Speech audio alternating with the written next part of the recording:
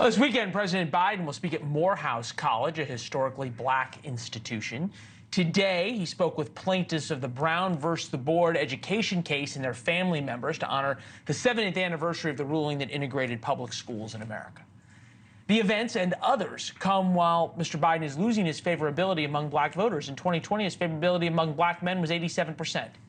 Now it's down to 57%, a 30-point drop. His rating among black women, 93 in 2020. That's now down to 77%.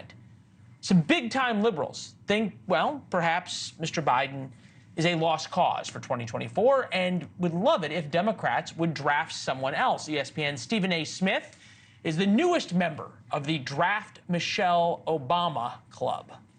And I think that Michelle Obama would win right now if she would have run. I think that Michelle Obama would, hands down, be the next president of the United States if she were to run against Trump, the presumptive GOP nominee.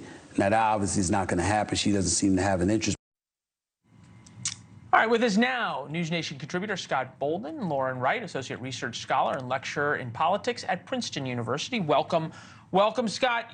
We'll start with you because you're in studio, and you're going to tell me that he doesn't have a problem with African Americans. I'm saying that he's got a challenge with African Americans right now, but we're 6 months out. And I'll be honest with you, when you have a binary choice, you know what I mean. When you have the choice 0 or 1, binary. Yeah, binary, forgive me. That in the end, the African-American voters are going to vote for Biden over Trump, but they've got to go to the polls. And Biden's got enough money for GoTV to get them to the polls. And when given that choice, I'm pretty sure those numbers that you put up, they may be down now, but they're going to be where they should be in 6 months in November.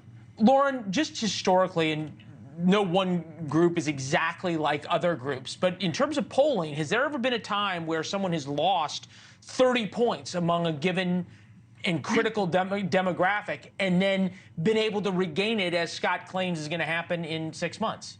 Well, I mean, the types of numbers Trump is posting with black men in particular, we haven't seen since Richard Nixon won. And so that should absolutely be an alarm bell to Democrats. I agree with Scott that most African-American voters will ultimately choose Biden. But when you see polling that shows Trump's getting double, triple what he was getting in the exit polls in 2020, that should be concerning. So should the 2022 midterms, where Republicans did pretty well among African-Americans. Usually they get 5 to 7% of the vote. They got 10 to 14% on average. So that should be scary to Democrats. They should be worried.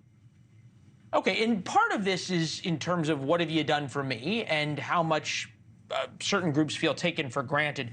Tomorrow, for example, President receives the Presidential Daily Brief. He delivers remarks at the National Museum of African American History and Culture.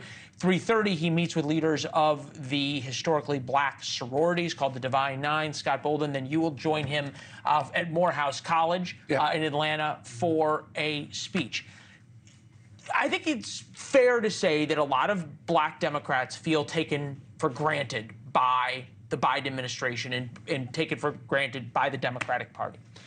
How do you convince people in a speech rather than through action that you deserve another 4 years when in the first 4 years you didn't get a lot out of them? I'd say a lot of African Americans, and I can't speak for all African Americans because we're not a monolithic group, feel of some level of neglect. But Americans, because of inflation and because of economic challenges, just aren't happy right now with prices. And while the statistics say one thing, those bread and butter issues are saying another thing. There's this emotional disconnect. But it's not the speech that's going to get his numbers up with African Americans. I don't accept the fact that he's down with African Americans. That's one poll, that's a snapshot. I will say this. In politics 101, you got to shore up your base, right? And if he's been neglectful of his base or if he's been focused on other things, you got to shore your base up to win. And he needs the black vote to do that. He needs the brown vote to do that. He needs gay Democrats to do that. He needs young people to do that. And there's a lot of, there's sections of displeasure with him in regard to the Israeli-Hamas war, but also the economy. And I just think Democrats aren't paying completely attention, but when they start to pay attention, that choice that they're going to make is going to be for Biden. Biden's challenge is to make sure that they get to the polls and they don't stay home. Thanks for watching. Go to joinnn.com to find NewsNation on your television provider. And don't forget to click the red subscribe button below to get more of NewsNation's fact-driven, unbiased coverage.